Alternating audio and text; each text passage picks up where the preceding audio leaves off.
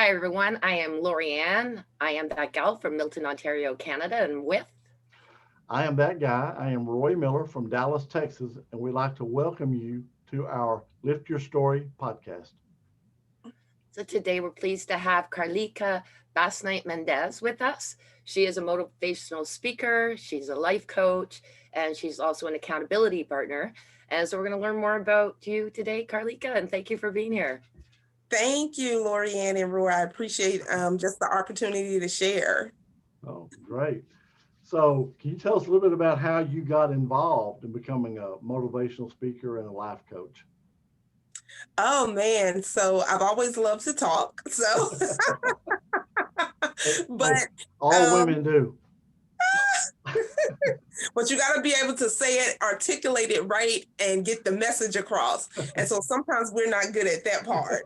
Um, coming from a woman, but yeah, so I remember standing in my room, even talking to my stuffed animals and different things, and standing in the mirror with spatulas, spoons, whatever you could find, lotion bottles, whatever it was, standing in the mirror and always saying, you know what, I am going to talk to the masses one day just to encourage them. And so, yeah. And I've loved it ever since. So I'm a PK kid. So I grew up in church and different things. So having the microphone is not, it's almost second nature to me, but just honing in on that message to uplift someone else, honing in on that message to encourage someone else, and then sharing your own story. So I believe that sharing your story or your testimony, however you want to say it, is imperative to someone else. And so I love it. I love being a life coach because even in this time, it's more people that need it now, even more than ever. Everyone's looking for some type of hope. Everyone's looking into something to believe in, just to have that refresher, that restoration, or whatever that may be.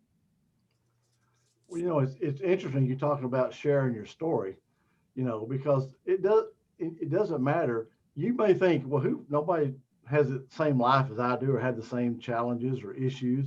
But when you tell your story, people come up to you and go, oh man, oh, so great to hear that. I had no idea anybody else had those issues but me.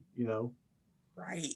So I'm sure you've heard that several times, probably, haven't you, from people? Yes. And so, Roy, I love that you said that simply because when we do share our stories, some people don't think that their stories are grand enough. You got people saying all these, and I'm like, whatever your story is, to me, a grand story is even if you wasn't on drugs, that's a grand story. You wasn't molested, that's a grand story because you may not been able to survive that domestic violence or something that someone else did. But I share my story from a place of I was sick, I was silent, and I was stuck. How many other people can relate to that? We've all been sick at some point in time, regardless of what it was. It could be sick physically, mentally, emotionally, spiritually. We've all been silent for some reason or another, not thinking that our opinion was valued or just quiet because we didn't know what to say in the months of whoever we were around.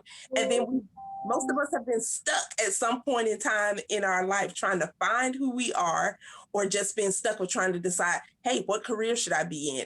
What sometimes we feel stuck day to day just figuring out what are we going to eat because we're tired of eating and cooking the same thing. So, but I was stuck in a box of perfectionism. How many people are waiting on that perfect time and that perfect moment to jump or leap or just to do some things? And so I was that person. If I wasn't 110% in, I wasn't doing it. And so I had to come out of that box of perfectionism because just as procrastination or anything, it was paralyzing my purpose. It was paralyzing my passion. And then it was paralyzing the position that I'm going to play in life. And so I teach people all the time, hey, let's take the leap. Let's get out of the box. There's never a perfect moment. The moment and the time is right now. It's And very I think there's a lot of people that can relate exactly to that. I mean, because you hear that from multiple people. Well, I don't know, I'm not ready. Well, and so that's a very, very common issue with a lot of people. Yes, it is. It really is. And if we really look at it, it really goes deeper than scratching the surface. A lot of times we scratch the surface with things and not realizing that it may have even been something that stemmed from our childhood, that subconsciously stays in the back of our mind, that prevents us from moving forward. It could have been that teacher who said, you know what, you won't amount to doing that, but you should do this. Or it could have been a parent or a mentor. And those words subconsciously play, and we don't even realize it sometimes. That's Well, interesting you said about perfectionism and not getting into it and procrastinating from perfectionism, which is sort of, somebody would say, well, that's sort of odd, but it's very true. It really is, and they almost go hand in hand, because if I'm waiting on the perfect moment and I know what I possibly should be doing, now that time lapsing now it just turns into procrastination, because now we're going to find every reason, well, not reason, every excuse that we can't do it. Oh, I don't have the resources, or I'm not good enough, or you know what, someone else is smarter, or they should be doing that, realizing that no, you should be doing that. That's probably what you should be doing. yeah. Well, Lorianne has a lot in common with you, you know, don't you? I Yeah. don't want to put you on the spot, but No, and you're right too. And perfectionism can cause other issues that, we were talking about. I mean, with me, part of that was, came along my eating disorder, which is not uncommon with perfectionists. Right. So, I yeah. had an eating disorder too. I was anorexic, and it started in the 10th grade, all the way till I was about almost 30. And I'm 40, and I'll be 41 next month. And so, of course, back then, and it was a stigma over eating disorders, and especially in our culture, that we didn't do those kind of things. So I'm always advocating and speaking out even for that as well, because we have to break those stigmas. We have to break the stigmas of going to the therapist. We have to break the stigmas that only certain cultures and things do these things. And I'm like, no, I was an African American girl with an eating disorder where I was addicted to losing weight. I could not get skinny enough. At 80 pounds, I still looked in the mirror and I saw a fat girl. Oh, wow, Yeah. wow. But you it's were really able to overcome it. Yes. Yes. And it was a journey. I'm very transparent. So I wouldn't tell anyone listening that, oh, one day I just woke up and I was like, hey, I don't want to be anorexic anymore. No, I wish it was that easy, right? We wish a lot of things were that easy.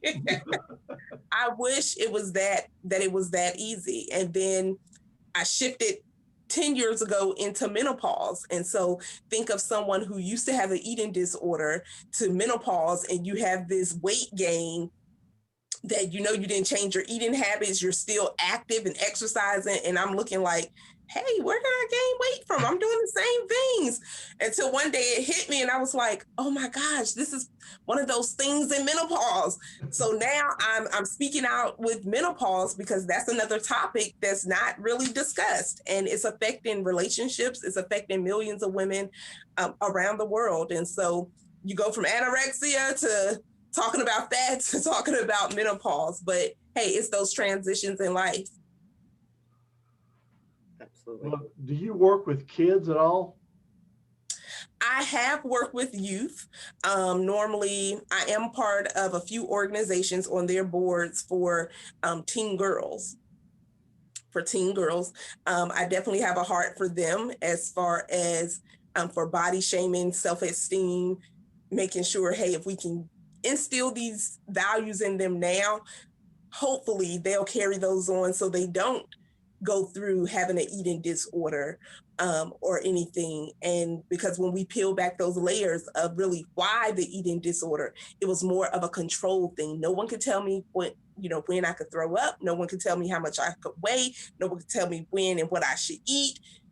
But then so many other health issues and things come along with that. So I do work with teen girls. So from the time you were a teenager Mm-hmm. to now, the girls you work with, what is the difference you see?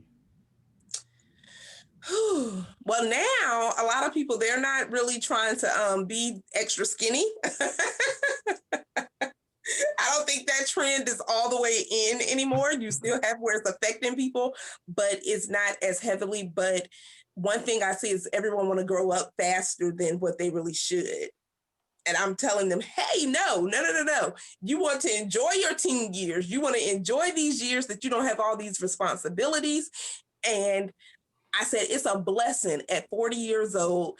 I don't take it any other way when they still want to card me, or there people are amazed that, oh my God, you're 40.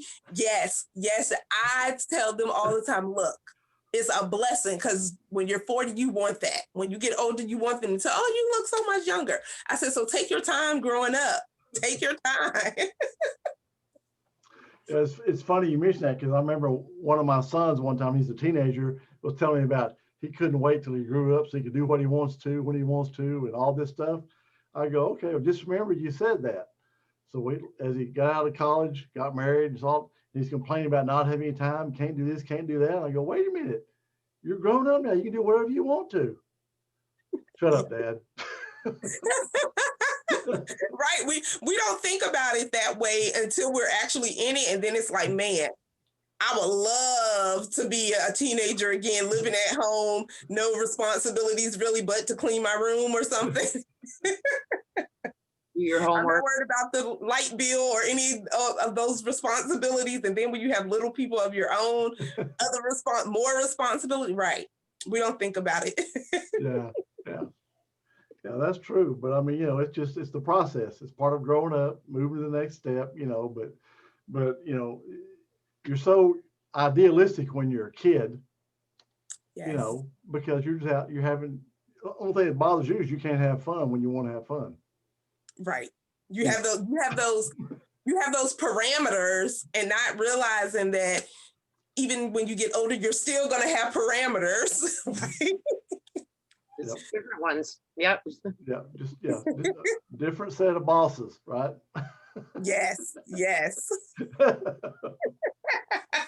most definitely. So what's your favorite topic to talk about when you do motivational speaking, or do you have one? my my main my One of my main topics is talking about I have these P's of success. And so with those, so we do life. So I fall in three categories, and I tell my clients, in these three categories, this is what you're going to get from me: Bible, business, and life. So one of those three categories where I'm a believer, so I don't separate that. But I teach people about business, which I have a program called the AV, which teaches increasing your awareness, visibility, and engagement. And I said, and we can take that spiritually, we can take that even naturally, that we still need to be more aware of who we are. We need to be aware in business. People need to be aware of who you serve and what it is that you do. We need more visibility, especially we're on this in this online space now. And so if you're not being visible, if you're not being consistent, you're going to be lost in the sauce. That's what I tell them. You're going to be lost in the sauce, and people are not going to know where to find you. Why do we have to hunt for you? Be visible and make it easy for people to find you. And then that engagement piece. Yes, due to COVID, we haven't been able to socialize as much, but I mean, we've been socializing on Zoom so much and different things, that you have an opportunity now than ever to meet people all across the world. And so I love telling people the 6 P's of success. Number one is prayer for me, but then preparing. How are you preparing? Then you have to have a plan. You have to practice in your industry. You have to perform. Okay. And in that performance, how are you showing up? And then participate in your own goals and dreams. Quit waiting on everyone else. If you're not showing up for yourself, how dare you expect everyone else to do it as well? So those are just some things that I teach or really speak about. And then I'm big on mindset. And lately, I've been doing a lot of talks on menopause. We just had the Menopause and Mimosa Summit last Saturday. And so, but I know it's a topic that more women need to speak up about, because it's a lot of women suffering in silence. Like I said, it's affecting work life. It's affecting the topic is not even really discussed at work either. I think about myself when I have a hot flash at work. Some nights I have to go to the car, blast the air conditioner, then come back in.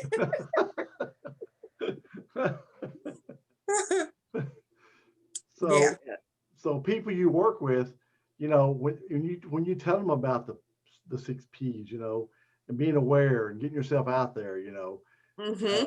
what kind of revelations some of these people have when you tell them this? Well, we take them from their journey from being stuck and not having clarity, because what I found out, a lot of people don't have clarity. We have great ideas, but we don't know how to execute.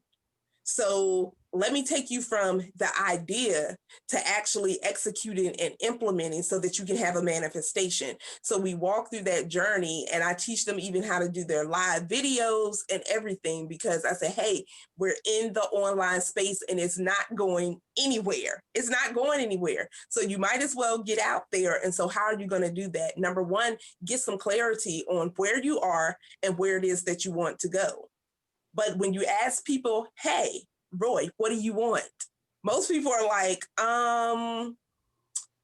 so I think I want, no, we can't think what we want. What do you want?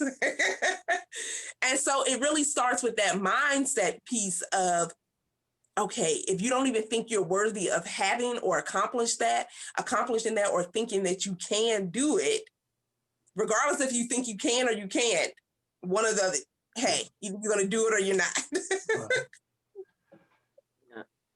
I think a lot of that is the anticipation. That's, you know, once you get into it, it's fine. You can do it. You realize it. But it's that in anticipation, that the mindset of prior to doing it, I find is one of the things that stops people.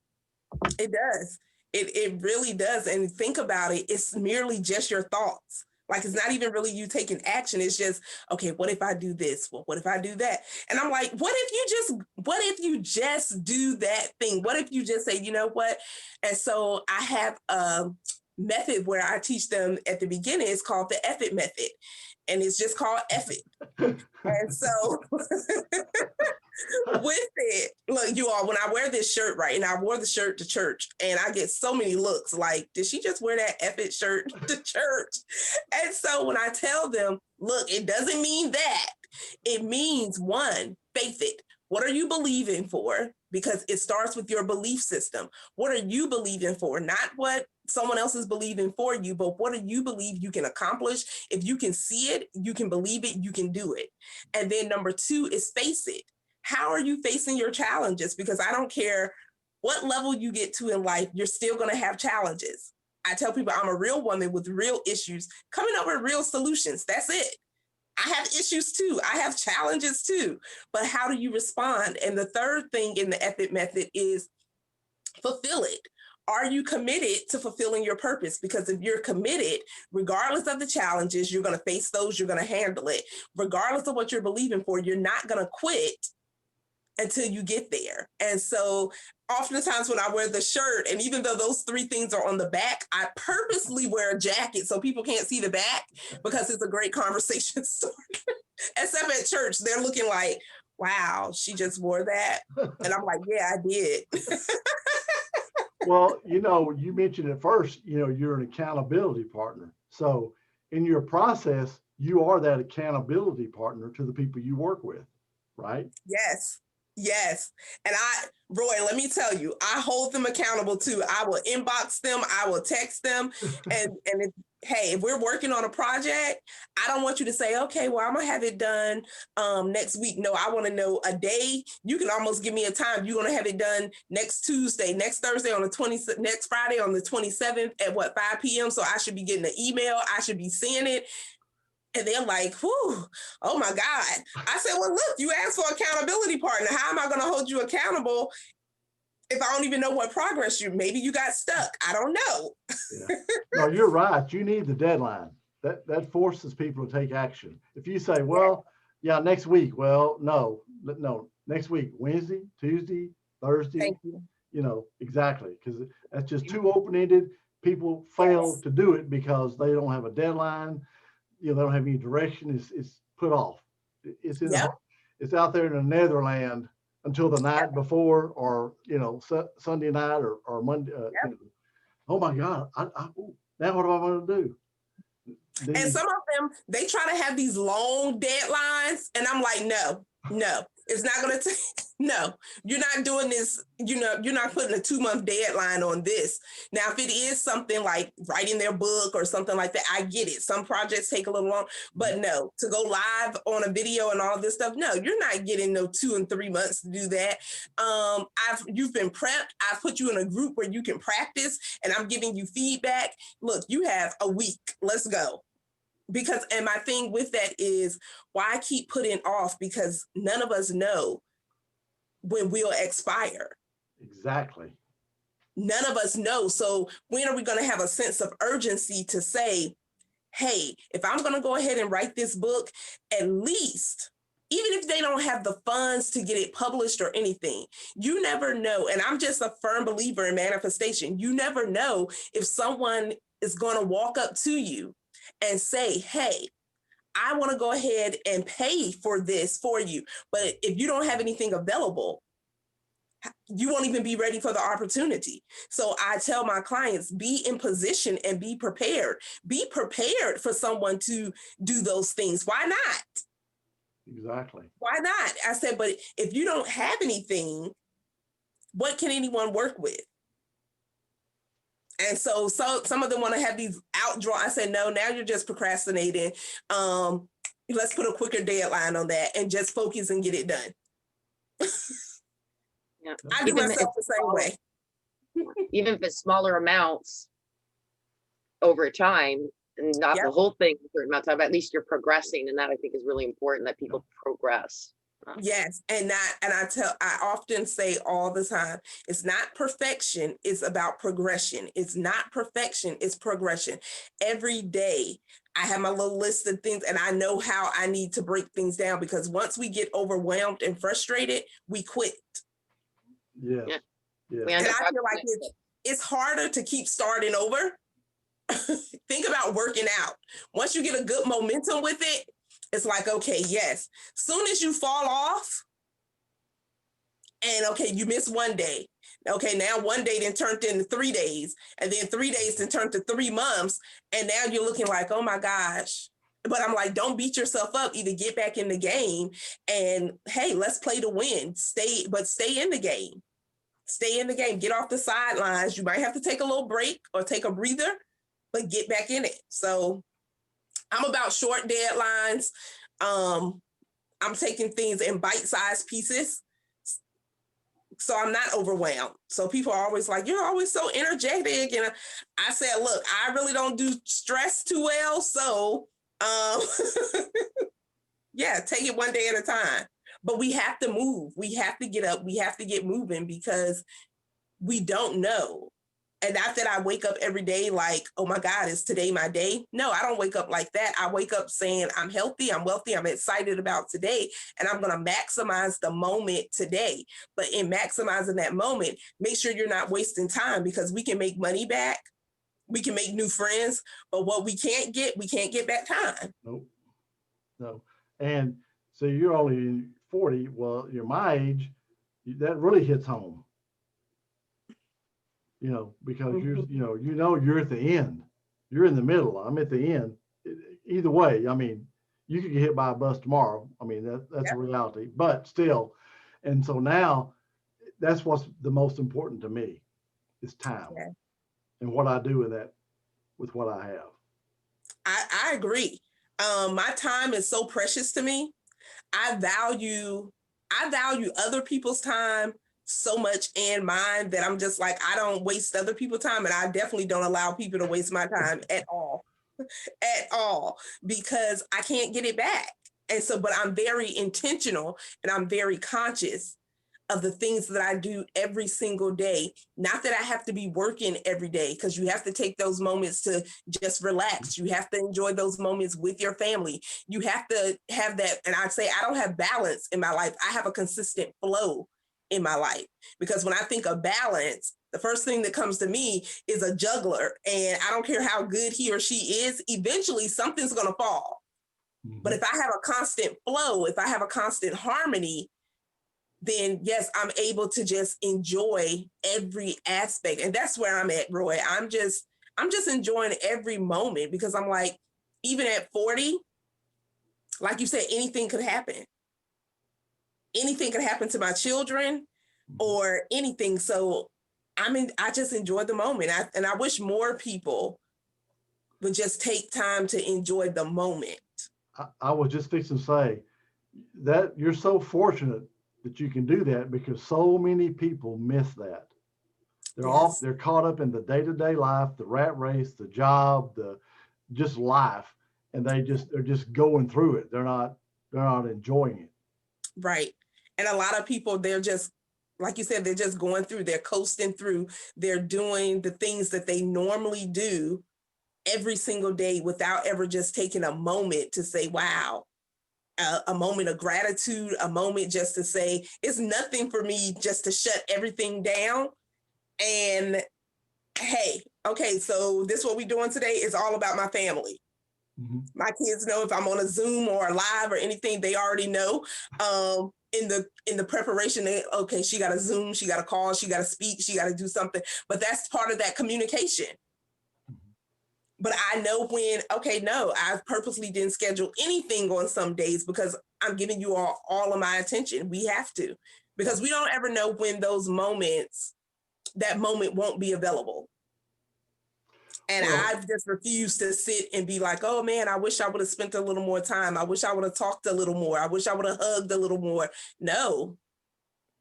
That's the problem. Your kids are here with you for just such a short time.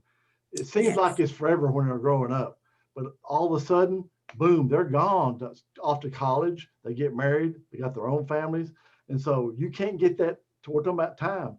You can't go back and get that time with your kids. It's Sure gone. can.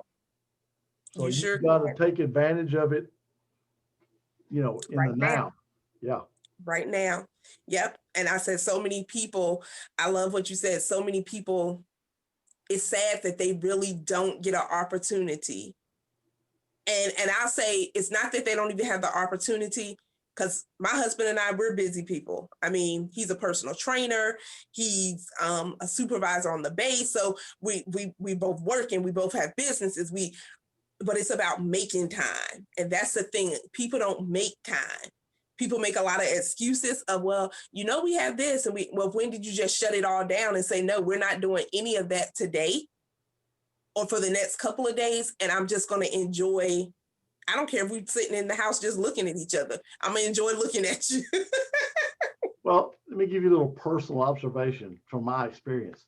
You're going through your life with your kids and all this stuff, but what you find out once they get grown is they'll tell you stuff. Oh, I remember this time that you said this. This time we went here, or this time we did this, and you have no idea at the time that it didn't mean. I mean, it meant anything to them. They even paid attention or anything. But you learn so much after they get grown about the things they appreciated Yes. that you did when they were growing up that you had no idea of. Or that's my experience anyway. It may not be everybody's. But I can totally agree with you. My oldest is 18 and my youngest is 10, but they're like that now because we've really instilled in them even just gratitude, even when it comes to your family and different things. Because what you end up seeing is so many, well, we're family. No, but you don't take family for granted either. Yeah. Don't take it for granted. And they hate when I tell them this, and I'll be like, hey, I'm not going to be here forever. And they look at me like, why do you have to say that? I said, this is why we're instilling certain things into you now, because I don't know when my time is up. I don't know when your time is up either. I said, but my goal every day is to encourage someone. Somebody gonna get a speech, okay? Somebody gonna get some words of encouragement every single day. regardless if it's in my household, outside, at work, someone is going to get a speech, something to uplift them. And I said, that's my purpose. That's what I'm here to do.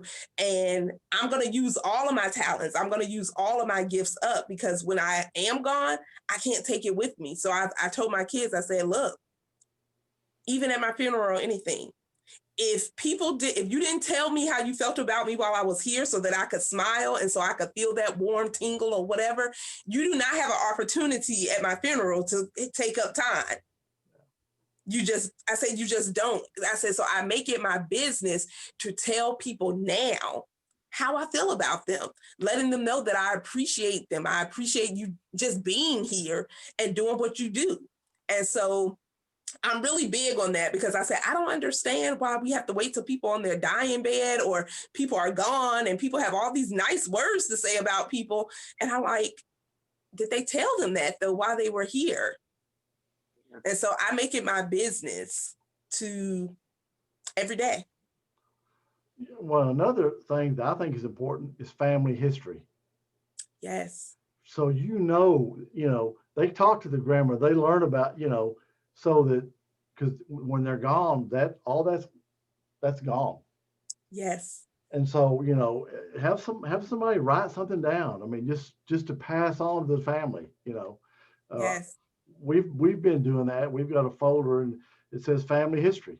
It's just some of it's just notes, letters, little stories, you I know, love it. so that when we're gone, our kids at least have that. Yep. So anyway, that's just me, but I love it though. I love it. It's those little things that don't cost a lot. mhm. A lot of people, I said, I'm about, things, and all of us like nice things or whatever that may look like. But for me, it's always the small things, that those sentimental moments, those sentimental things that I'm like, I'll cherish this for the rest of my life. I said, so it's up to us as parents to make those memories. Not that we're perfect, right? I tell my kids, look, I'm going to get on your nerves and you're going to get on mine. However, my love for you is so unconditional. Right. Well, I'll tell you one thing Lorianne is exceptional at. She writes handwritten letters to people. Wow. And she's got a hot wax stamp she does the envelopes with. It's pretty awesome. Wow. Pretty Wow. awesome. That is amazing. Yeah. Just I to get also a little told Roy card. I have every letter that was written to me since I was 11. I'm 58, so that's quite a few. But in the last little while, there weren't as many, so it's nice to get them back, because we just got so technology and it's an email. It's not the same. So It really isn't. It's not. And even when I buy cards or anything, I still find myself taking the time to write a personalized message. Yeah. Yeah. Because it's nothing, you're right. In this digital world that we live in, if it's not through text message or email or a voice recording or whatever the case may be, we have gotten away from some of those. So, those sentimental things that I have some letters, Lori, and I don't have that many, but I do have some letters that in a box that occasionally I pull out and I'm like, wow.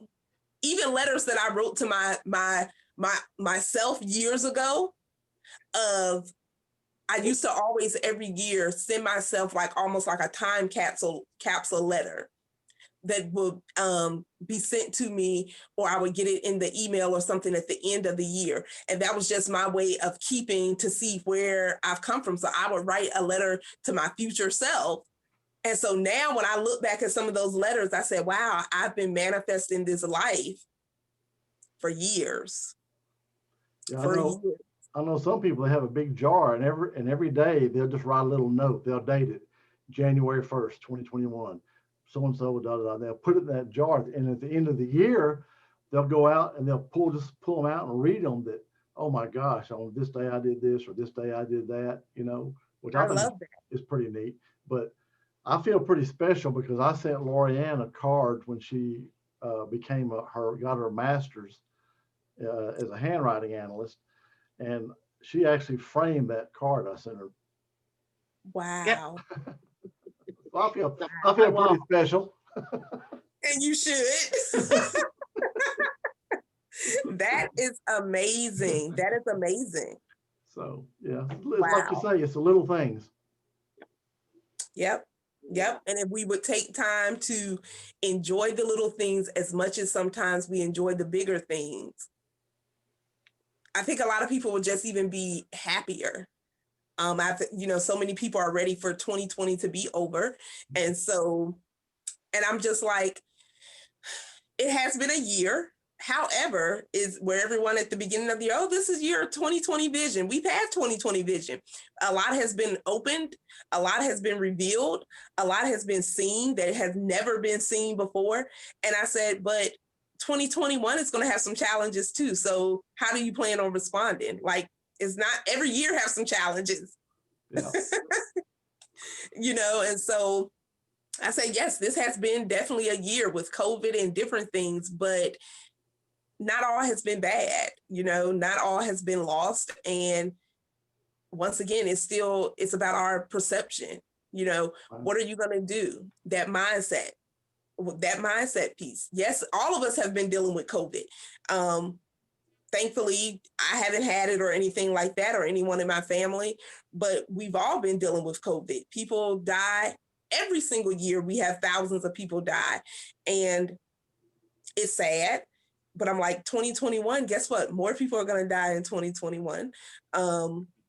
There may be another challenge. There may be another challenge bigger than COVID. We don't know.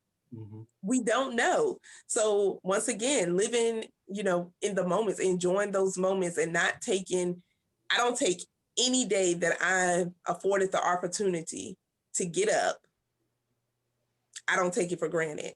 I look at it as an opportunity to love more, an opportunity to forgive, an opportunity to show love, to give love, just another opportunity to make something right, to do something better, to become a better version of myself, to help someone else. So I think if more people, once again, that gratitude piece, if more people find, when you're grumpy, start thinking of some things that you're thankful for. Exactly. So how can our listeners reach you? Well, I would definitely love to connect. I am definitely, if you all haven't noticed by now, I'm a people person. I love it, love it, love it. And so all across social media is Carleeka Bass Night Menendez. You can find me. There's no one out there with my name, really. So you can find me on those social media links. I'm big on Facebook. So just look up Carleeka Bass Night Menendez. If you want to visit my website to know more information or to even work with me, it's carleeka.com. Look, y'all, I told you, you don't have to dig deep to find me. It's simple. Well, great. Well, it's been really great meeting you and listening to you. You got some great stuff going on. So we'd like to thank you so much for sharing your time with us. Thank you, Lorianne and Roy. I really appreciate you all having me and this opportunity to share. So I love it. Love it, love it, love it. Okay. Well, thank you for being our guest. I was just going to say to our listeners, just the spelling is Carleeka. Just like it sounds. Carleeka. Look, Roy, you'll be surprised. People be like, hey, Carly, please spell it with an I. That's right.